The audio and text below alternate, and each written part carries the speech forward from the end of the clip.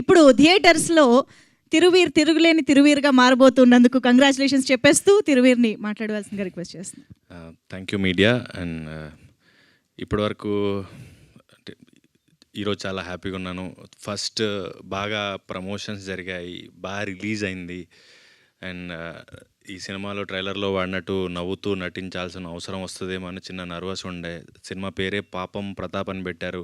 Titles పెట్టేటప్పుడు కొంచెం ఆలోచించి పెడితే అది తేడా కొడితే ఎక్కడ తగులుకుంటుందని ఒక భయం ఉంటుంది.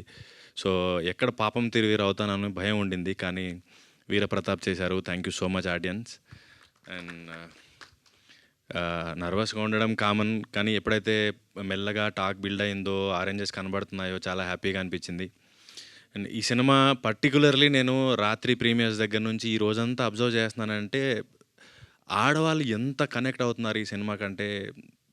నేను సీన్ చేసేటప్పుడు ఒకసారి వెబ్ సిరీస్ చేసినప్పుడు చాలా చాలా భయపడ్డా, ఇది ఎలా పోతుందో ఎలా తీసుకుంటారు, కానీ సీన్కి ఎక్కువ ఫ్యాన్స్ ఉందే లేడీస్.